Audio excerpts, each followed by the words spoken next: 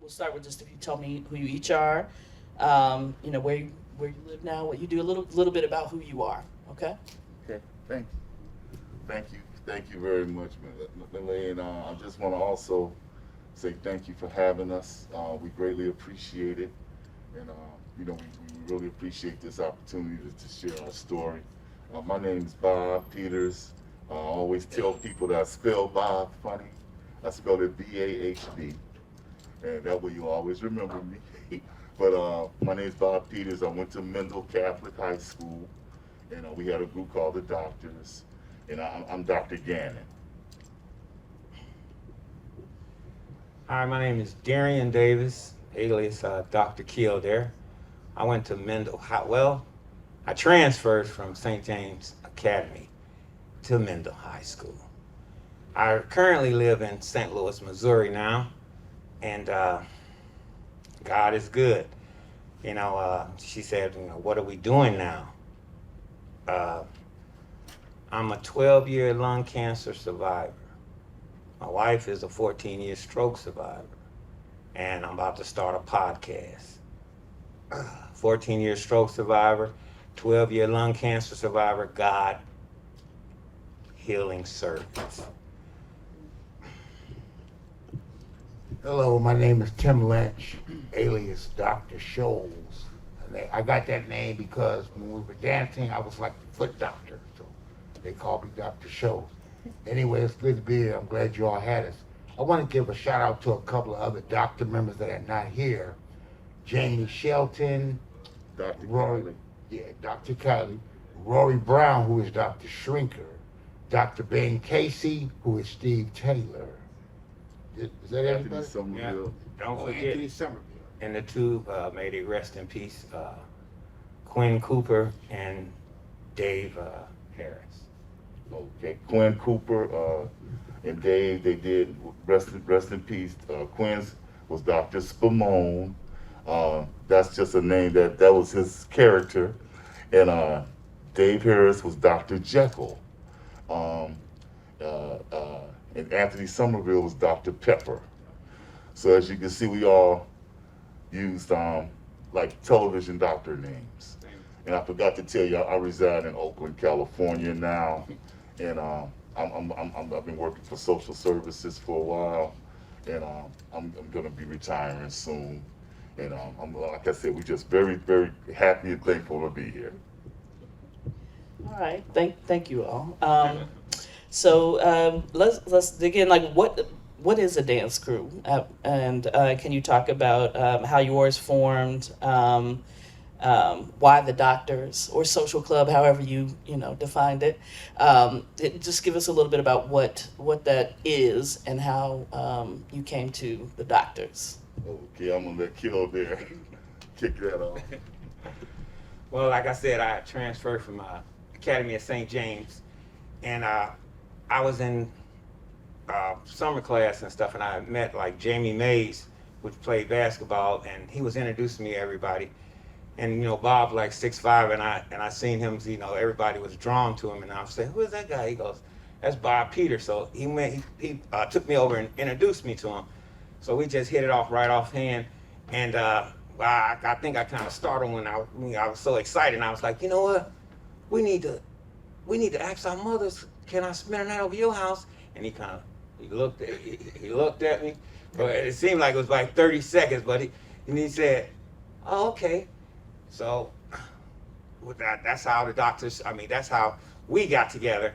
And then so after I spent the night at his house and stuff, we started practicing steps, and we started going all over the entire city, just dancing, me and him. And they was like, "Who are y'all? Who are y'all?" We was lying. We was like, "We the Doctors. How many group members are?" I would say 5, Bob would say 7. I said, "Well, we got to get this together and stuff." So that's how the Doctors got started. And then, like I said, Bob went to school with Wayne, and I was new to Mendel, so I really didn't know anybody. So Bob basically started doing the recruiting.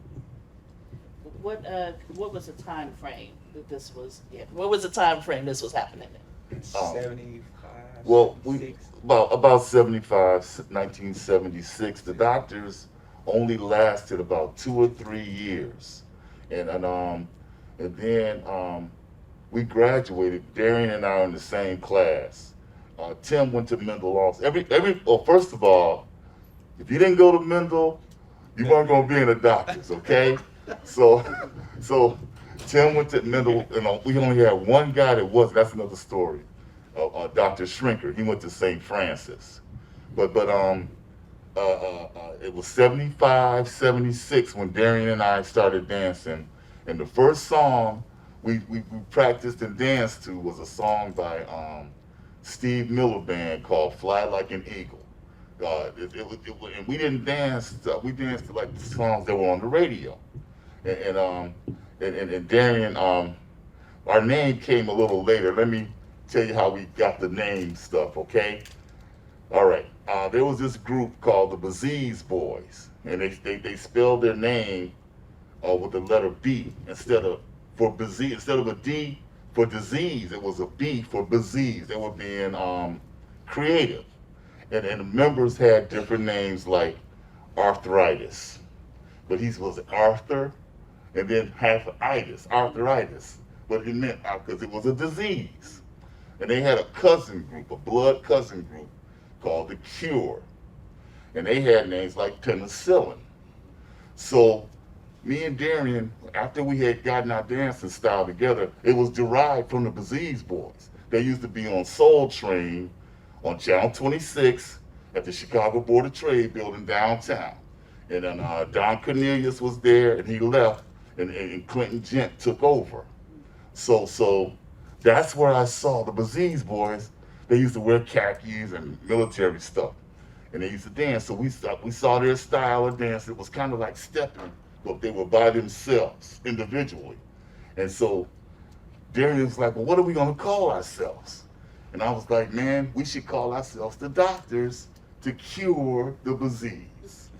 And so it was like, man, I like that. And I said, yeah, we can be doctors, man. My mother's favorite doctor was Dr. Gannon.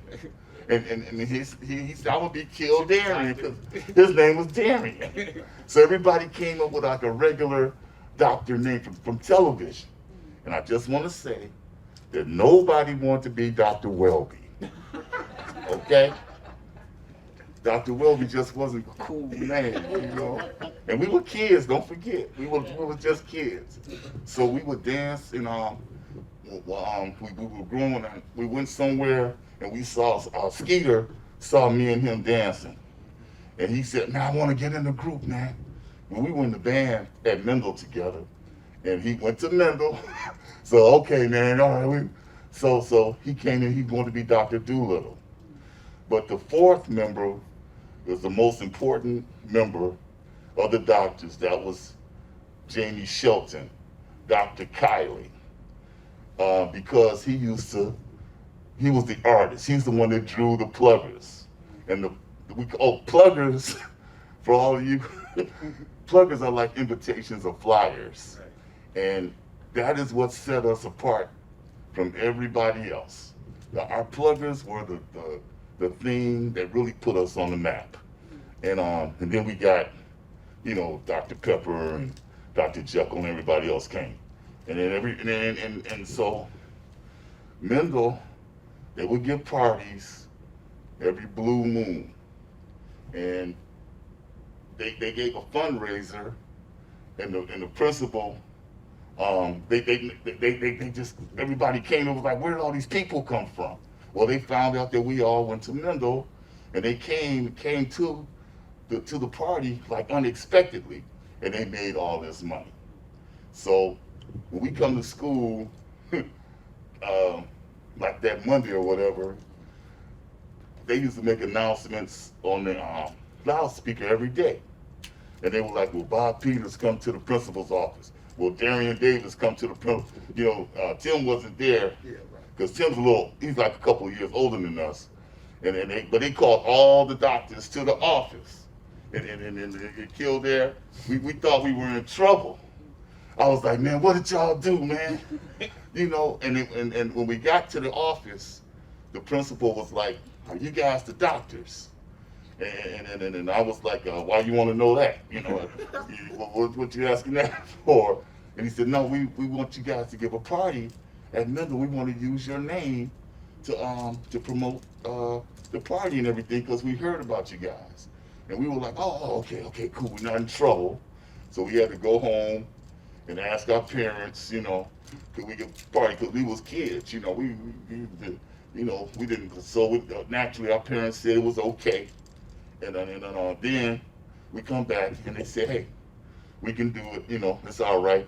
They were like, who you want to DJ? We was like, well, this guy, he transferred from De La Salle, just like he transferred from St. James, he came to Mendel, Kirk Townsend.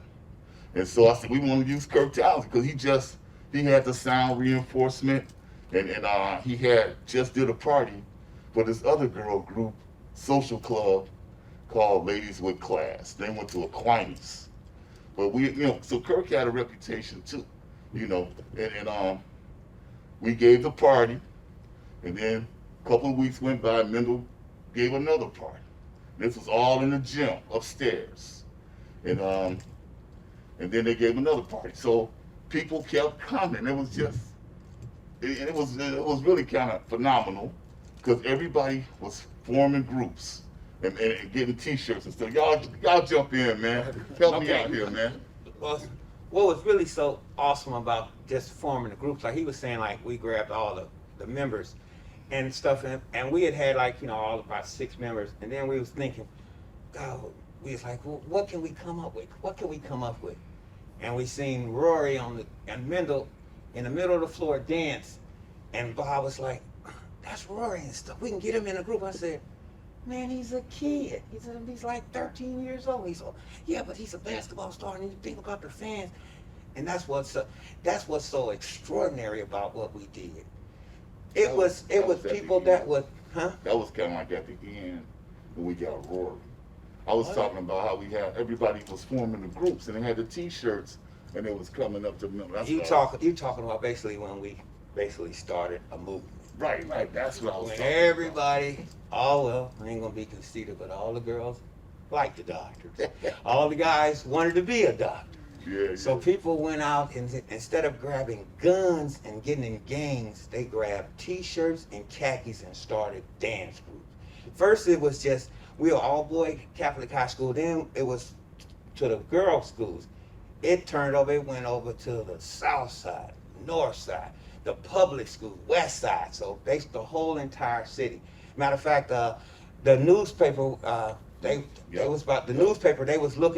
they was checking into gang activities and stuff, and stumbled up, met the doctors and stuff, and started talking and found out what we were doing. But we would throw parties at Mendel, and thousands of people would be there. How many security guards you think was there? One. This guy was talking to Bob and said his dad would go home and said, I can't believe it.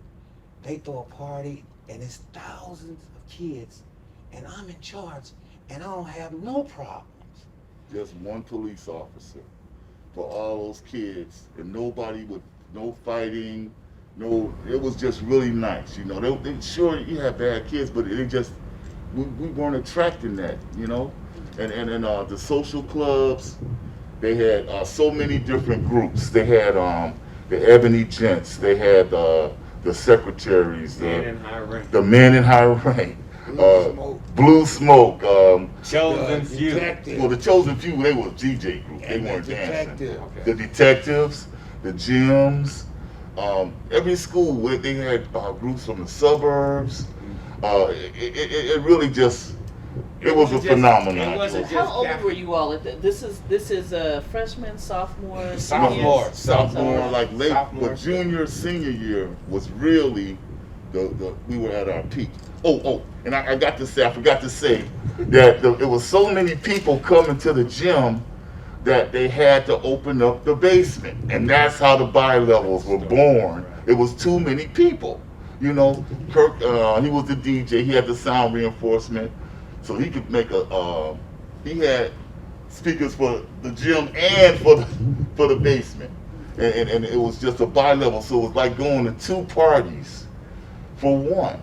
And the parents, they were all felt safe for their kids to go there. 12 years old, 13-year-old kids were coming and no problems at all. Oh, okay, I'm sorry.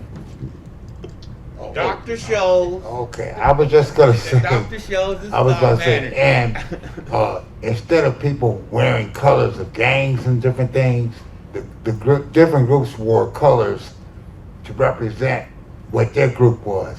At the end of the parties or during the parties, there was no fighting or anything. It was all about fun. We had competition against one another, but at the end and through it all, we were just all friends anyway. It was just a good time. That's true. That's true.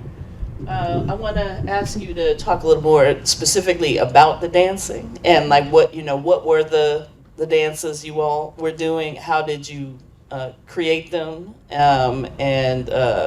Were you creating new dances, new routines for every party? Like how did that all happen? That's an excellent. And what were your different styles? So you mentioned something about footwork. Right. What were the different kind of specialties? You guys want to go down? That's a very good question. If anybody, I can elaborate. You guys want to go something in there? Sure. Go ahead, Tim. Like we said, may God rest his soul in peace. But Quinella Cooper, he had his own footwork style, and in honor of him, I kind of copied his footwork style, and he just had a certain dance step where he would double up, where he would just move his feet, not like James Brown, but the same type of format. You know what I'm saying? You They know, call that move the unconcerned. and we all had like different moves. I think Dr. Gannon Bob, I think his move was the robot. That was there. and that was my. So other groups would have somebody in their group try to emulate that. They have a competition. But at the end, like I said, it was all fun. There was no violence at all. You want to say talk about unconcerned and the drop. Right. Well, we had like the unconcerned, like he was talking about how Quinn would dance. He would like be standing up and stuff, and he would twirl his hands and then put his hands in his pocket and then have shake a leg. Like it's just super cool and stuff, And I was the spinner. I spin. Throw the leg out. Create all type of spin. But you say, where do we get our dancers from? We used to look at Soul Train on Saturdays. And you know what? And everybody's talking about how fantastic our moves and all this stuff was. And they didn't ever know. All they had to do was, if they would have tuned into Soul Train, they would have seen that a lot of moves that we emulate. We used to look at it every Saturday and stuff. Then we ball. Oh yeah, we absolutely watched Soul Train. Everybody watched Soul Train. That's that was just that's your thing. You wake up on Saturday. You watch the Jackson 5 cartoon. You watch the Fat Albert. You watch Soul Train. That's just every Saturday. But the unconcerned was Quinn. He would always end up like acting like he was smoking a cigarette or something, or putting a hat on or brushing his hair. Darian would, like he said, he would do spin moves. He had just the twirl. He could twirl forever, it seemed like. And I was known for doing the robot. But this whole phenomenon was called, there was a dance called the Mendel, and that was just the style. Like I said, the Baziz boys would kind of dance individually, and they would dance like, how we step. Chicago is known for stepping, okay? But the Baziz boys, when you step, you're with as a couple. It's always two people. But they would be like stepping individually, but in a line. So it was line dances, okay? That's what it was. And if you watch things like these movies that they have, like Beach Street and things like that, where they end up competing against other groups, it was just like that, where we would come and challenge each other, just like Tim was saying. And at the end of the day, like if you would have to know who would go out there first on your team. You have to know what they could do. So kind of like your weakest dancer would go first. Then there was their person that would counter that. And then it would just go up the ladder. Kildare was our secret weapon. We kept him last, okay? because he was always gonna, whoever was out there, he was gonna kill him. And killed there. That's what you see this. So I was Dr. Again, I was the robot. I would always go before him. Because if it got to me, it was getting kind of, we started worrying, It was like, man, okay, Bob, you get out there. I'm like, oh man, so I better be ready. We used to practice so much, it was pathetic. I mean, and they'll tell you, I was really dogmatic about it. I was like, do it again, do it. I mean, everything had to be perfect. Because when you go out there on Saturday, you have your routine ready, And we took it seriously. And the other groups did also. And groups were coming at us, they were forming to challenge us all the time. And we would love it when we would only have to go like maybe 2 or 3 guys, and we never show up, or we knew we would, because so after a while, we were like, look, there's a lot of competition. Everyone's saying who's the best group. They had FBI, CTA, everybody was making a group, the most wanted, girl groups, boys groups. So we said we're gonna give a party at the Park Palladium on King Drive. And we're gonna have a dance contest. And it was $50. This is big money back then, you guys. $50 for the winner. And whoever won, it was a couple contest and a group contest. And we said, whoever wins the group contest, we're gonna challenge them. And that's gonna settle it right there. Who's the best?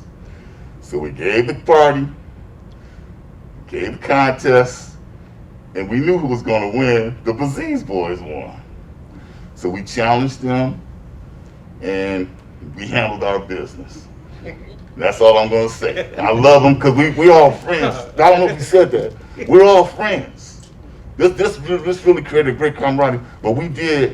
But after the Baziz boys, just like in basketball, you had Dr. J, then you had Michael Jordan. Somebody was coming behind the Kobe Bryant, LeBron, the Ebony Gents.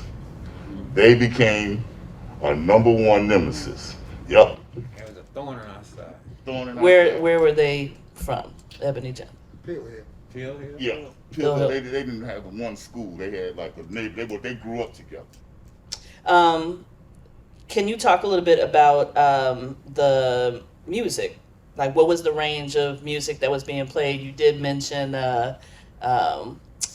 Steve Miller Band, and in the video I was watching, you mentioned Peter Brown. Like, what else? What were the cuts that you all were dancing to? And this is like pre-house, right? Right, Yeah. right. Peter Brown came around 78. What were you gonna say, Tim? I was gonna mention the skit we did with Cat Stevens, Dog a Donut. That song right there, I could talk 2 or 3 hours about this one song by Cat Stevens called Was Dog a Donut, you guys. That is our trademark song, okay? D-Lot, that's the one I told you about. This song was off the shelves. This is back when records were thing. It was an album called Is It So? And it was our trademark to have instrumental songs, no singing with the Steve Miller. That was unusual because he was singing. But once we grew, we were like, we don't want any words. We just want music, all instrumental. So my buddy, Greg Howard, he's a record enthusiast. He has like 150,000 songs. Like, he's got everything. And he said, Bob, check out this song by Cat Stevens. I think you guys could dance to it. And he couldn't dance. But me and him, we were like, So he played the song. I was like, man, play that again. And he played the song, Was Dog a Donut? And I'm like, man, that's it. That's perfect. So when Mendel let us dance there, that's the song we used. And we had a dance that we created called the Operation, where I would sit we would dance, and then I would end up on an operating table, and he would cut me open, sew me up, and I was back. That was it. But the song was out of circulation, and we kept the identity of the song a secret. We didn't want anybody to know. That was very important. You don't let your music out. Right. because that was your thing. So we didn't tell who it was. And I always tell people, Kirk Townsend used to get on me every day. Bob, who made that record, man? Who made? He was asking. I said, don't tell him. Don't tell anybody. Keep that our secret. So we never told, but I don't know how it got out. But one day I was walking to school, and I heard it on the radio at the Army store in Roseland. And I'm like, oh man, somebody found the song. And now they're playing it, and it grew and grew. And I'm sure Cat Stevens was like, sitting at home like, where'd all this money come from on a royalty check or something? Because the record was out of circulation. It was gone. So the doctors and Greg Howard, the guy that introduced, we're responsible for that record getting out into the atmosphere and everything. And it's a great song. Everybody, if you haven't heard it, go check it out. It's a great song. It really, and Cat Stevens, you don't expect him to make that kind of a song. That's why it was difficult for it to be figured out who made it. But they had other songs, that were instrumental that we danced to. We would find stuff all over the place. Wax tracks, we found Kraftwerk there. Brothers Johnson, yeah. Back then, that's the music, Earth, Wind and Fire, Right. Body Heat. It was all R&B and funk. We didn't, But when we started to graduate, 78, Peter Brown came out with that, Do You Want to Get Funky With Me? To me, that was like a house thing, oh man, the vocalist and all of that, to me, that was a house feel. But Wayne, he was going to clubs and things, and he was playing all the music that they were playing, like at the Warehouse and the Den One and the Jeffrey Pub and places like that. He was jamming all those songs. He knew everybody's, the artists that made those songs and stuff. And he was trying to incorporate that and intermingle it into the general public above ground. Because he was doing like basement parties and stuff, but we were getting venues. And it kept growing and growing. But I always associate Frankie Knuckles and as the godfather of our house, because I gave a party at the Warehouse, and I invited Mendel basically to the Warehouse, and that's what he was the DJ that night, and he was the house DJ at the Warehouse, and that whole concept of the artistry, even though I don't know if it's been matched, but I think he's the greatest, but it's never, I don't know if you can say it's been duplicated, but that's why I think that's really was magical, and everybody just kept on supporting it. Yes, to this day, have being a house head, Thank you. Yep. Mm-hmm. You mentioned that some of these, and again, were they dance crews, were they social clubs, like what was the terminology? But like what were people wearing? Did everybody have a uniform? Like, what was going on there? You guys, okay. Most of the groups had their own T-shirts, just like we have these shirts on right now. We're the doctors. All the groups had their own type of T-shirt too. But it all started with us and our uniforms. We used to actually have the white doctor ties. Yeah. But the other groups, they took off after that because they had their own style too. But that's what kept the movement going too at the same time. Because every week you had to be ready for the next week. I also wanted to mention one other thing. We were talking about the dance styles. We had a skit where the doctors were actually playing a football game. All right. And that was so original because it was like a football game being played, but it was while we were dancing. And I noticed the following week, a group called the Detectives came out with the skit, and they were playing baseball. So they said, okay, if they did football, we'll do baseball. Right. That's true. As far as fashion, Men in high rank. oh yeah, yeah. Men in high rank, they basically dressed in fatigues, like the military. And like the detectives and stuff, they would like wear like stuff like, blazers and stuff like this. Sherlock Holmes. Sherlock, right. They were trying to, in other words, whatever your, like the Name secretaries was, would you try tried to to dress dress like the like- secretary. Right. FBI, they would dress like, Blue Smoke would dress like police. Right. I mean, it was just, everyone took it so seriously because we were having, I'm sorry, thank you. We were having so much fun. I mean, you didn't even notice it, and now it's all gone. We didn't take pictures. I'm so mad, we didn't take movies and stuff like we were able to do today, because it was really something to behold. All these kids, everybody just took it so daggone seriously, and they would come to Mendel on the weekends, or wherever we would have our parties, we would go to their parties, and then everybody would dress up for the occasion. That was a big deal. But the t-shirts, that was like the basic commonality with everybody. You get your t-shirt, you put your name on there, the name on the back, your personal name of your group, and that's how you would advertise and promote yourselves. The music. Did you ask about the music, or was it just the? I did Just ask about the music earlier, so if you had another thing No. you wanted to add to that. The music was R&B and funk when we were dancing it, because it was being played on the radio, and then we graduated in '78.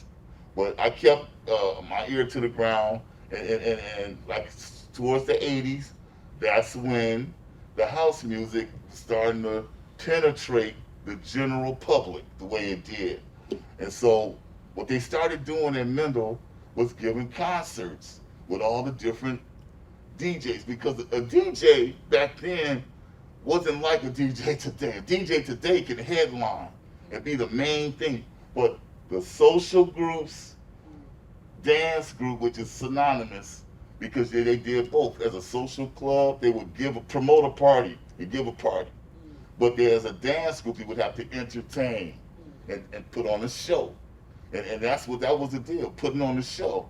But what really grew real quick was the entrepreneurship. Everyone became a businessman, a businesswoman. You had to go create your pluggers, you had to get them printed up, you had to distribute them, you had to get them out. I mean, it was a job. We were learning, but we didn't know what we were doing at the time. We were just doing it. And man, I became an economics major. And when I took the classes, it was easy for me, because I was like, that's what we did in high school, man. This is the same concept. So everything made sense. So we learned at a very early age how to do everything. I mean, you had to have a good artist. You had to have a reliable printer. Somebody can get your pluggers on time, for God's sake. We had this guy, Larry, that everybody went to underground. He never had our stuff ready on time, ever. So Where was he had to- located? He was like Lower Wacker, like around like a Billy Goes Tavern. And I mean, he lost all the original, Larry, but everybody went to Larry. Everybody. And then my buddy Mark Cross, his dad had a press, and we started using him. And he was reliable, man, he was so reliable, but you learn, you live and learn. And that's what this was all, it was about having a business. I was just, it was so much fun. But Mendel became a venue because people were already coming there. They just kept coming, just like we saw Rory, and that was the shot in the arm that we needed, because it was toward the end. We were seniors, so we were like, me and Darian were up in the stands. We're like, man, it's about to, it's gonna be over soon, and we need something different, something new. And they formed a circle in the middle, and Rory jumped out there, made some fantastic moves, and everybody went crazy. And I was, that's it, that's it, right? That's what we need. So we ran to Rory. Hey man, you need to be a doctor. He was like in 8th grade. We were seniors. So when we ran to Rory, the Ebony Gents were running to Rory on the other side. They were like, "No, you grew up in our neighborhood. You need to be an Ebony Gent." It was like, "No, you need to be a doctor." So we were fighting for this little kid like he was Patrick Ewing, and we were New York. You know, we were like, "No, we want the #1 draft pick, man." So, I ended up going to Rory's house because I knew Rory. He played basketball. I wanted him to go to Mendel, but you know his mom wanted him to go to St. Francis. But anyway, I go to his house, and she comes to the window, and I'm like, "Hey, how you doing, Miss Brown?" She said, "Yo, what's this I hear about you wanting my baby? Who are you?" And I was like, "Well, we had this group called the Doctors, blah blah blah, and we want Rory to be a member." And she said, "Well, why should I trust you?" I said, "Man, you can trust us. We're gonna take care of him. We're gonna watch out for him. I promise you, nothing will ever happen to him." And she must have felt we were trustworthy. But Rory made the final decision, and he chose us. And I'm so glad he did, because Rory ended up being the best doctor that we had. I wish he was here today, but he couldn't be here. But the youngest one ended up being the strongest one. And I mean, oh man, he played basketball at St. Francis for 4 years. He started as a freshman, and then he got a scholarship to IIT, played there for 4 years. And he's like what's the word when you call an A-type male or something, an alpha male or something? Well, I forgot the word, but that's Rory, like on steroids, okay? And we all had that personality. But we're so glad that he a doctor. And being a doctor, it kind of sticks with you. It stuck with me for today. You know, we graduated a long time ago. Okay, 78. Yeah. But so this is amazing, and I actually, you know, I want to stay in contact, because I think there's a part 2 and 3. I'm definitely not through all my questions, but we have to wrap it up to get ready for this next panel. Okay. But as we are wrapping up, I wanted to ask a larger question about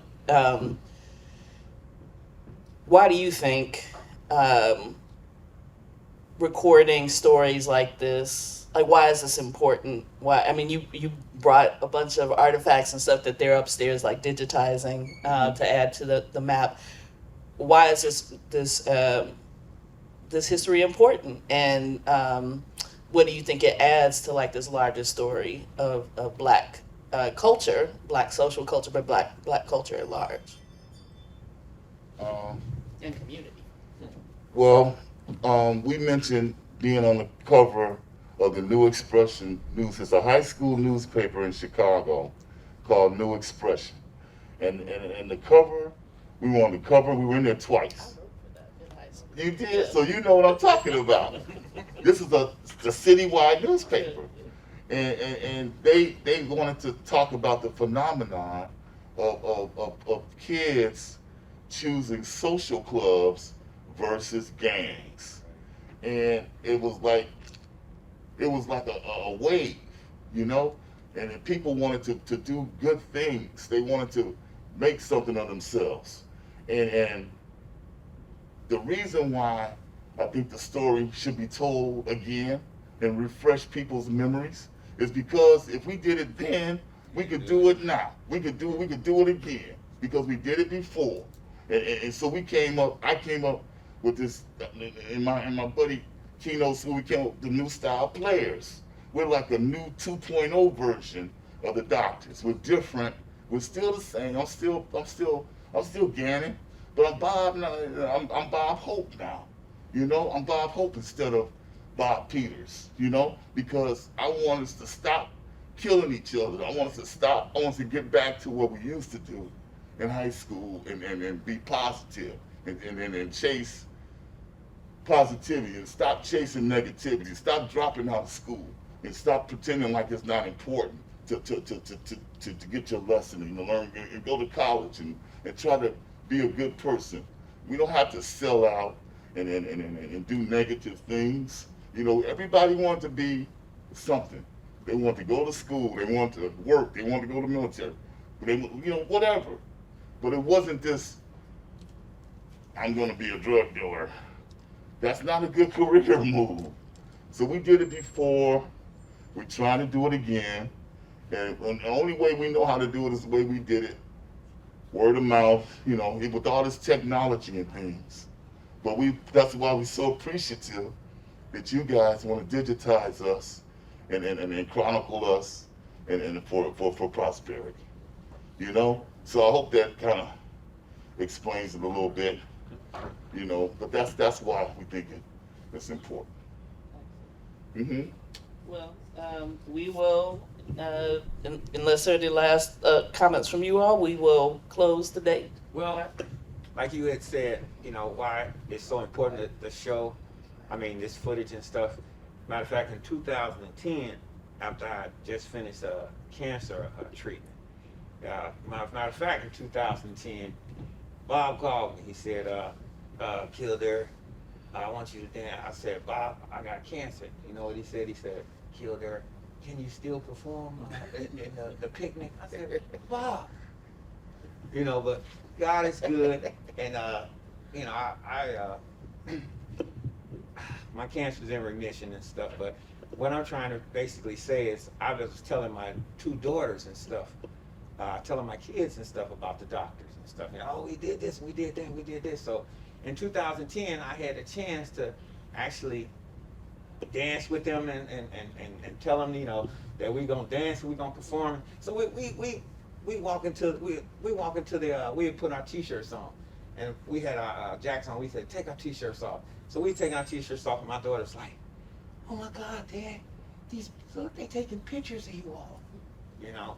And my youngest daughter was so captivated by it that she went back to her school and started a group and did Put My Ring on Her Finger in a talent show. And that was by the fact about me taking her, and we performed it in front of 20,000 people. It's all on YouTube and everything. Matter of fact, I have grandkids that when we show them the pictures, and now they trying to dance. So that's why footage is very important. Mm-hmm. Very Good. important. Tim, did you? Come on, I Phil. just want to wrap it up. That's all. She want us to wrap it up.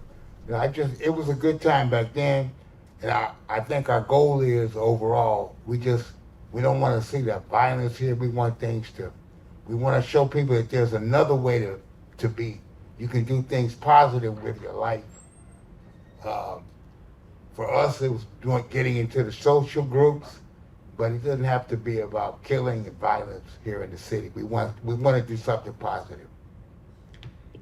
And I just like to say, I'm sorry. I just like to say, you know, with society, it's so much anger and animosity, especially for the young generation. I mean, I had to bite my tongue a couple of, bumped into somebody, and excuse me. And then the guy, I just had to, it's just so much, it's so much, animosity. People are so angry and so much hatred. And what's the most important thing, what we did, it was so much love and fun and joy. Just like the groups that they dance against each other now, they jump up in the chest and all that stuff. All the stuff, we would dance as a person, and you dance against them, you would just dance against them, and it wouldn't be no animosity or anything. So, just like when we started, and we came up with our name, we were the doctors. We're still the doctors. We still want to cure the disease. We still want to cure the disease. Thank you.